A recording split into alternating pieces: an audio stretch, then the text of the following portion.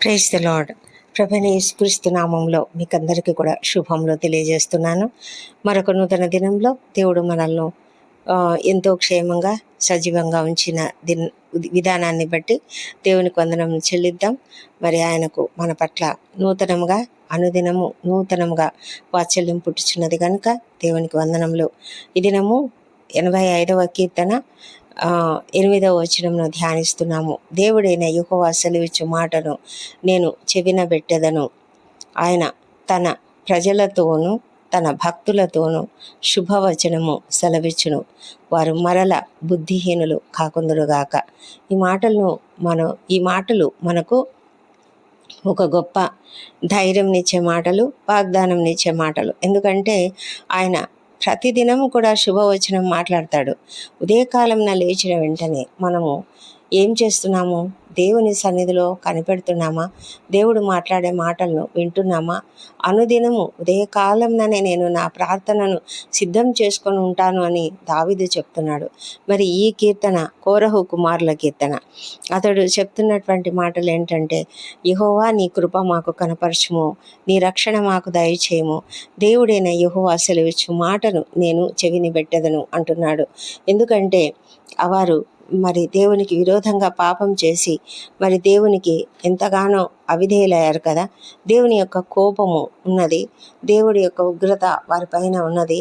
దేవుడు వాళ్ళను శిక్షించాలని ఉంటుండగా మరి వారంతా కూడా మరి దేవుణ్ణి క్షమాపణ వేడుకుంటున్నారు. ఇశ్రాయేలీలు ఆ విధంగా వారు ప్రార్థనలు చేస్తూ ఉన్నారు. మరి వారి ప్రార్థన ఏంటంటే, దేవా నీ కృప మాకు కనపరచుమని.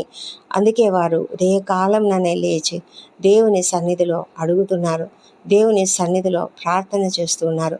వారి యొక్క కోరిక ఏంటి, వారి యొక్క ఆలోచన, వారి యొక్క ఆశ ఏంటంటే, ఆయన మాకు శుభవచనం తెలియజేస్తాడు, మాకు గొప్ప వాగ్దానం ఇస్తాడు, మాతో మంచి మాటలు చెప్తాడు, మాకు మంచి విషయాలను మాతో మాట్లాడి మమ్మల్ని ఆదరిస్తాడు అన్న గొప్ప ఆశ, గొప్ప సంతోషంతో వారు దేవుని కొరకు ఎదురు చూస్తున్నటువంటి విషయం. అందుకే వాళ్ళు ఏమంటున్నారంటే, నేను చెవిని పెడతాను.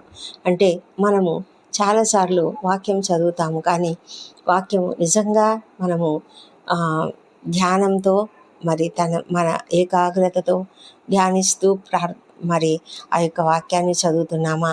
చాలాసార్లు మనము ఏదో రొటీన్గా చదివినట్లు చదువుతాము, చాలా క్యాజువల్గా చదివేస్తాము, అసలు ఏమాత్రం శ్రద్ధ పెట్టకుండా చదువుతాము. అప్పుడు ఆ యొక్క వాక్యంలోని అంతరార్థము మనకు అర్థం కాదు. అందుకే మనం ఉదయకాలంన మనం బైబిల్ చదివే ముందు కూడా మనం ప్రార్థన చేయాలి. ఏమని అంటే, ప్రభువా నా హృదయములను తెరువు, నా మనోనేత్రాలను తెరువు, నాకు గ్రహించే శక్తినివ్వు, పరిశుద్ధాత్మని సహాయం నాకు అనుగ్రహించు అని మనం ప్రార్థన చేసినప్పుడు మనలో ఉన్నటువంటి పరిశుద్ధాత్మ దేవుడు మనకు సహాయం చేస్తాడు. మన హృదయాలను తెరుస్తాడు, మన కన్నులను, ఆత్మీయ నేత్రములను ఆయన తెరుస్తాడు. ఆ విధంగా దేవుడు వాక్యం ద్వారా మనతో ఏం మాట్లాడుతున్నాడో మనం అర్థం చేసుకోగలము, గ్రహించగలము. ఆ విధంగా మనము ధైర్యం తెచ్చుకోగలము. అనేక మార్లు ఒక దినము ఆయన వాగ్దానము ఇవ్వచ్చు, లేదా మనకు ఒక హెచ్చరికనిస్తున్నాడేమో, లేకపోతే ఒక ఇన్స్ట్రక్షన్, ఉపదేశం ఇస్తున్నాడేమో. ఏదైనా సరే మనం చదివే వాక్యం ద్వారా మనం గ్రహించగలగాలి. అదే దేవుడు మనతో మాట్లాడే మాటలు. మరి దేవుడు వాక్యం ద్వారానే మాట్లాడతాడు. వాక్యమే దేవుడై ఉన్నాడు. మరి వాక్యము ఎంత బలమైనదంటే, అది బలమైనది, సజీవమైనది. అది ఎంత చురుకైనది, ఎంత షార్ప్ అంటే, అది ఒక రెండంచులు గల ఎటువంటి ఖడ్గం కంటే కూడా పదునైనది. అది మన హృదయంలోనికి దూరుతుంది, మన మూలుగలోనికి సైతము, ఎముకలలోని మూలుగలకు సైతము చేరగలదు. అంటే ఆ వాక్యం ద్వారా స్వస్థత కలుగుతుంది, ఆ వాక్యం ద్వారా మనకు ఆదరణ కలుగుతుంది, ఆ వాక్యం ద్వారా మనకు ఉపదేశం దొరుకుతుంది, ఆ వాక్యం ద్వారా మనకు సమస్తమైన మేలులు మనకు అనుగ్రహించబడతాయి. అదేవిధంగా మనకు కావలసినటువంటి ఆయన ఇచ్చే ఆదేశం ఏదైనా, ఆజ్ఞ ఏదైనా, వాగ్దానం ఏదైనా, ఉపదేశం ఏదైనా మనం పొందుకోగలుగుతాము. అందుకే దేవుడు మాట్లాడే మాటలను, వాక్యం అనేది మనము ఈజీగా తీసుకోకూడదు. వాక్యం అనేది చాలా బలమైనది గనుక ఆ వాక్యమును మనము ధ్యానించినప్పుడు ప్రభువే మనతో మాట్లాడుతున్నాడు అన్న గొప్ప ఆశతో మనం మాట్లాడగలగాలి, వినగలగాలి, ఆ వాక్యమును చదవగలగాలి. మరి చాలామంది చెప్పే మాట ఏంటంటే, మరి మనము వాక్యము చదివేటప్పుడు గట్టిగా చదవాలి. గట్టిగా చదివినప్పుడు వినుట వలన విశ్వాసం కలుగును. అంతేకాకుండా మనకు ఏకాగ్రత దొరుకుతుంది. ఆ ఏకాగ్రతతో మనము చదివినప్పుడు విన్న ఆ మాటలు, మన చెవుల ద్వారా విన్నటువంటి ఆ వాక్యమే మనలో మార్పును కూడా తీసుకురాగలదు. మనకు అనేక విధాలుగా మనతో మాట్లాడగలదు. మరి ఆ విధమైన ప్రయత్నం మనం చేయడానికి మనము తప్పకుండా మరి చూద్దాం. మరి ఈ దినము మంచి రోజు కదా, అంటే మనకు ప్రతిరోజు కూడా మంచి రోజు. దేవుడు ప్రతిరోజు కూడా చేస్తూ ప్రతిదాన్ని కూడా మంచిదిగా చూస్తూ వచ్చాడు. మరి ప్రతిదినం కూడా మంచి దినమే. మనకు ఏది కూడా చెడు దినం అనేది లేదు. కాబట్టి ఈ దినము మనకు శుభవచనం చెప్పే దినం. ఈ దినము ఏ దినమైనా సరే మనకు దేవుడు మాట్లాడే దినం కాబట్టి అది ఒక మంచి రోజు. ఆయన మనతో ప్రతిదినం కూడా మాట్లాడతాడు.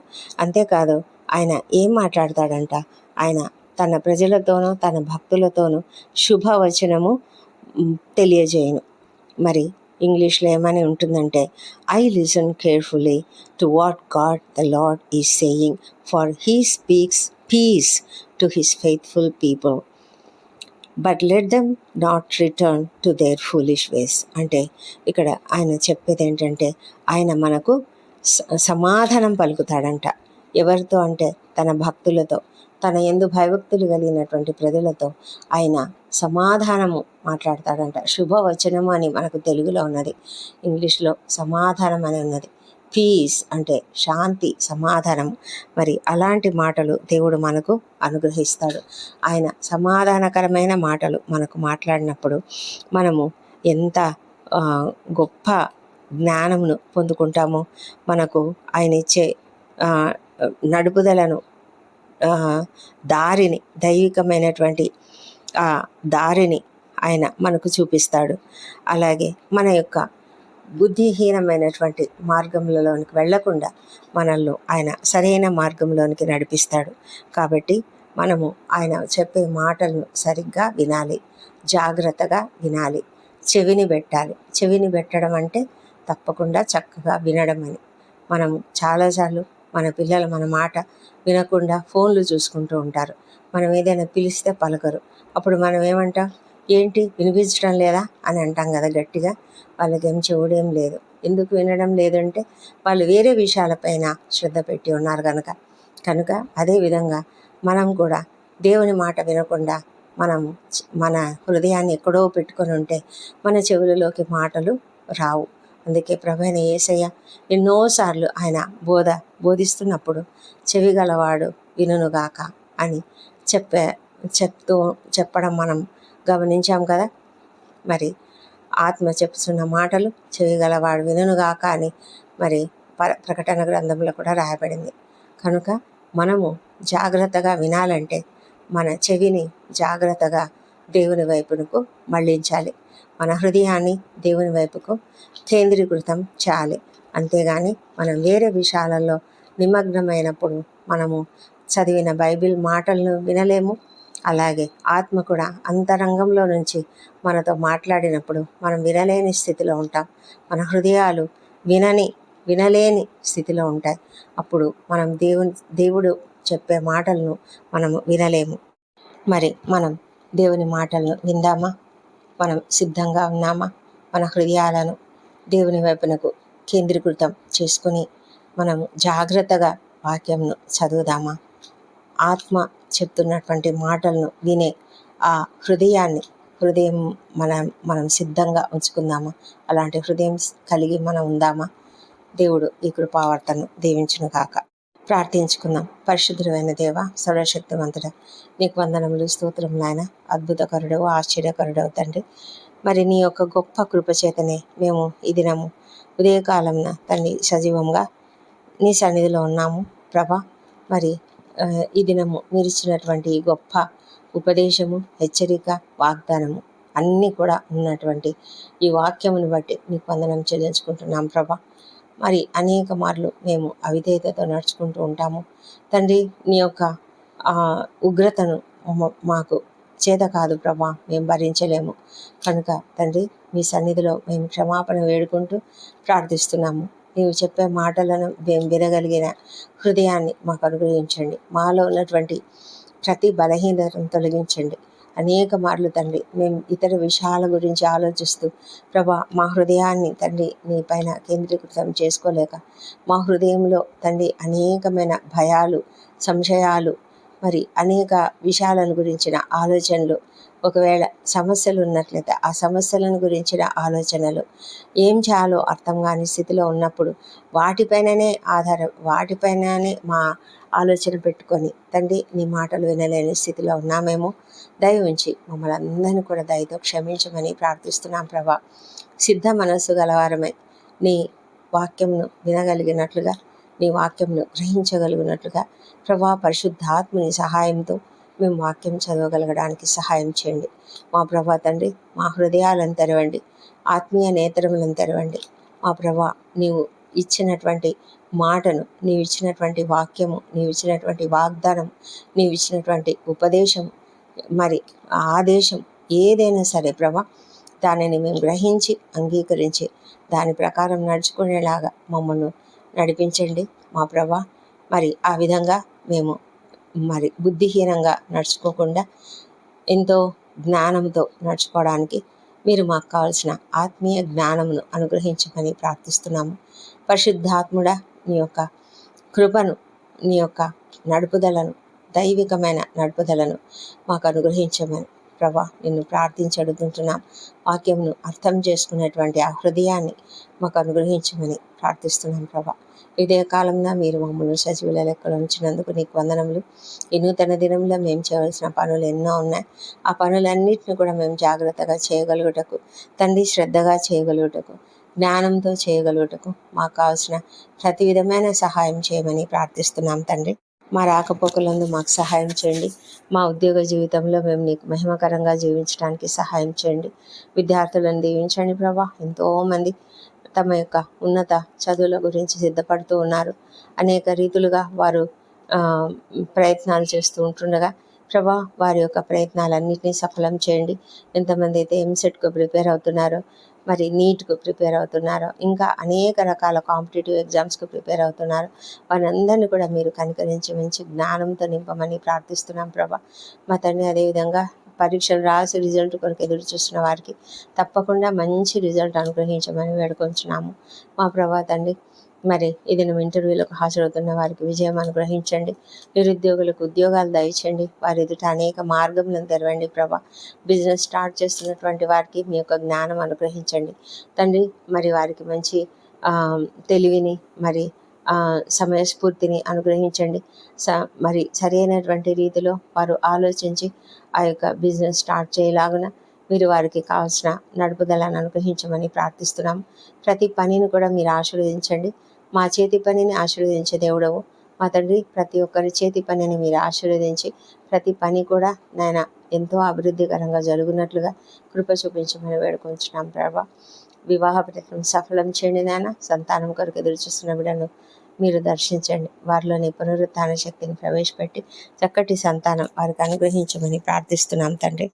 నీకు అసాధ్యమైనది ఏదీ లేదు మా తండ్రి. మీరు వారిని దర్శించి తండ్రి మరి లోపములన్నీ కూడా సవరించమని ప్రార్థిస్తున్నాం మా దేవా ప్రభా. మరి మా జీవితాలలో ఇంకా మాకు రావాల్సిన మేలులను బట్టి ఎంతమంది అయితే ప్రభా ఇంకా మాకు ఏమీ జరగలేదు, ఇంకా మాకు మేలు కలగలేదు అని ఎంతమంది అనుకుంటున్నారో, కొరతలు కలిగినటువంటి జీవితం కలిగి ఉన్నారు, అలాంటి వారికి తప్పకుండా తగిన సమయంలో చేస్తారు. కనిపెట్టి ఉండగలిగే కృపను దయచేయండి ప్రభా. మరి తండ్రి ఎంతోమంది అప్పుల సమస్యతో ఉన్నారు, ఆర్థిక ఇబ్బందులతో ఉన్నారు నాయన. వాళ్ళని మీరు మరి లేవనెత్తమని ప్రార్థిస్తున్నాం. కృంగుదలకు వెళ్లకుండా మీరు సహాయం చేయండి ప్రభా నాయన. ప్రతి సమస్యను తొలగించండి ప్రభా. మరి మా ప్రభా ధైర్యం అనుగ్రహించండి. మరి వారి ప్రతి ప్రయత్నాన్ని కూడా సఫలం చేయమని వేడుకొంచున్నాం తండ్రి. ఉద్యోగ జీవితాలలో సమస్యలు కలిగిన వారు ప్రభా, వారి పరిస్థితుల్లో ఎంతోమంది అవమానాలకు గురవుతున్న వారు, అణచివేతకు గురవుతున్న వారు ఉన్నారేమో తండ్రి. అలాంటి వాళ్ళందరినీ మీరు కనికరించండి, వారికి సహాయం చేసి నాయన వాళ్ళని లేవనెత్తమని ప్రార్థిస్తున్నాం. వారి పరిస్థితులను బాగు చేయండి. అధికారులను, కొలీగ్స్ను వాళ్ళ మనసులను మార్చి పరిస్థితులన్నీ కూడా సానుకూలంగా ఉంచమని ప్రార్థిస్తున్నాం నాయన. అన్యాయం జరిగి న్యాయం కొరకు ఎదురు చూస్తున్న ప్రతి బిడ్డను కూడా మీరు దర్శించండి ప్రభా. వారి పక్షంగా మీరు వ్యాజ్యమాడే దేవుడు అంటున్నారు ప్రభా. న్యాయమూర్తివి నాయన మా ప్రభా. ఈ లోకంలో మాకు అన్యాయాలు జరగవచ్చు, కానీ మీరైతే న్యాయం చేస్తారు, తప్పకుండా న్యాయం చేస్తారు. కాబట్టి ప్రతి ఒక్కరూ నీ వైపు చూస్తుంటుండగా తండ్రి వారికి న్యాయం తీర్చమని ప్రార్థిస్తున్నాం. ఎంతోమంది కోర్టు సమస్యలు, ల్యాండ్ సమస్యలతో సతమతమవుతున్నారు నాయన. కృప చూపించమని వేడుకొంచున్నాం తండ్రి. మా ప్రభా తండ్రి, అనారోగ్యంతో బాధపడుతున్న ప్రతి ఒక్కరిని స్వస్థపరచండి ప్రభా. హాస్పిటల్స్లో ఎన్ని భయంకరమైన వ్యాధులతో బాధపడుతున్నవారు అనేక మంది ఉన్నారు తండ్రి. దయ ఉంచండి ప్రభా. ప్రతి ఒక్కరిని స్వస్థపరచమని వేడుకొంచున్నాం ప్రభా. అని వారికి ఉన్న ఆ ప్రతి సమస్యలోనైనా మీరు ఉండండి తండ్రి. దేవా ప్రభా, ఎంతోమందినైనా మరి దినం సర్జరీలు కూడా వెళ్తున్నారు. వారికి తగిన సహాయం చేసి సంపూర్ణమైన ఆరోగ్యమును వారికి అనుగ్రహించమని, శక్తితో బలంతో వారు కోలుకున్నట్లుగా సహాయం చేయమని వేడుకొంచున్నాం ప్రభా. మా తండ్రి దేవా, మరి వారి కుటుంబ సభ్యులను మీరు ఆదరించండి. ఎంతగానో ఆందోళన చెందుతుంటుండగా నాయన వాళ్ళని మీరు కనికరించి నెమ్మదినివ్వండి. ఆర్థికంగా కూడా ఎన్నో సమస్యలు ఉంటాయి ప్రభా. ఆ సమస్యలన్నిటి నుంచి విడుదల దయచేయమని ప్రార్థిస్తున్నాం ప్రభా. ముఖ్యంగా తండ్రి, మరి ఎంతోమంది క్యాన్సర్ వ్యాధులతో ఉన్నారు ప్రభా, కిడ్నీ వ్యాధులతో, ఇంకా భయంకరమైన వ్యాధులతో ఉన్నారు ప్రభా. లివర్ ప్రాబ్లమ్స్తో, లంగ్స్లో ప్రాబ్లమ్స్ నాయన ప్రభా. ఇంకా ఎంతోమంది నాయన అనేక రకాల నొప్పులు, బ్రెయిన్లో నొప్పులు తండ్రి, బాధ, మరి సమస్యలు తండ్రి, మరి మైగ్రేన్ తలనొప్పులు, అనేక బాధలు ఉన్నాయి ప్రభా. నరాల సంబంధిత వ్యాధులతో అనేక మంది ఉన్నారు. ప్రతి ఒక్కరిని కూడా నాయన ఈ శ్రమలో స్వస్థపరచమని ప్రార్థిస్తున్నాం. నీవు స్వస్థపరిచే దేవుడవు నాయన. నేను ప్రార్థిస్తున్నాను, ప్రతి ఒక్కరిని కూడా ముట్టి స్వస్థపరచమని ప్రార్థిస్తున్నాం. అందరూ సంతోషంగా నీకు కృతజ్ఞతాస్తుతులు చెల్లించే కృపను దయచేయమని వేడుకొంచున్నాము. రక్షణ లేని ప్రతి ఒక్కరిని కూడా మీరు దర్శించండి. వారి హృదయాలను తెరవండి నాయన. మరి వారిని తెలుసుకొనిలాగున, నీ సిలువ విలువను అర్థం చేసుకొనిలాగున, నీ రక్తపు శక్తిని వారు అర్థం చేసుకొనిలాగున సహాయం చేయండి. ప్రతి ఒక్కరిని నీ రక్తంతో ప్రోక్షిస్తున్నాం నాయన. సహాయం చేయండి. వ్యసనాలకు గురై ఎంతోమంది నాయన భయంకరమైన జీవితం జీవిస్తున్నారు. వారిని కూడా మీరు లేవనెత్తి వారిని బాగు చేయమని ప్రార్థిస్తున్నాం తండ్రి. మా ప్రభా తండ్రి, మరి ప్రపంచమంతటా శాంతి సమాధానం అనుగ్రహించండి. మరి ఇజ్రాయెల్ దేశంను దీవించండి, యెరూషలేమును దీవించండి. వారి నగరాలలో క్షేమము, వారి ప్రాకారములలో నెమ్మదిని దయచేయండి. ముఖ్యంగా ప్రభా, యుద్ధ వాతావరణంలో ఆ ప్రదేశాలలో ఉన్నటువంటి అనేక మంది మా బంధువులు, స్నేహితులు ఎంతోమంది ఉన్నారు నాయన. ప్రతి ఒక్కరిని కూడా కాపాడి తండ్రి, ఈ పరిస్థితిని అంతటిని త్వరగా సమసిపోయేలాగా చేయమని కూడా నిన్ను బ్రతిమాలి అడుగుతుంటున్నాము. దేవా, ఈ దినం బర్త్డేలు, వివాహదినం జరుపుకుంటున్న బిడ్డను దీవించండి. గడిచిన సంవత్సరం అంతా మీరు వారికి చేసిన ప్రతి మేలును బట్టి నీకు వందనములు. రాబోయే సంవత్సరంలో ఇంకా అధికమైన మేలులను వారికి అనుగ్రహించమని ప్రార్థిస్తున్నాము తండ్రి ప్రభా. వారిపైన నీ ముఖకాంతిని ప్రకాశింపజేయము. వారికి ఉన్న సమస్యలన్నీ కూడా తొలగించున్నాను మా ప్రభా. సేవకులను కూడా ఆశీర్వదించమని వేడుకొంచున్నాము. ఈ ప్రార్థనలో ఏకీభవిస్తున్న ప్రతి ఒక్కరిని దీవించి, ఎవరికి ఎలాంటి సమస్యలున్నా ఆ సమస్యలన్నిటి నుంచి కూడా వారికి విడుదల దయచేయమని ప్రార్థిస్తున్నాం తండ్రి. మా ప్రార్థనలన్నీ మీరు అంగీకరించి జవాబులు ఇచ్చినందుకు నీకు వందనములు. ఈ ప్రార్థనలన్నీ మా ప్రభువును, మా ప్రియ రక్షకుడు నేను యేసుక్రీస్తు నామంలో అడిగి పొంది ఉన్నామని నమ్ముతూ నీకు స్తోత్రం తెలుస్తున్నాం తండ్రి. Amen, amen.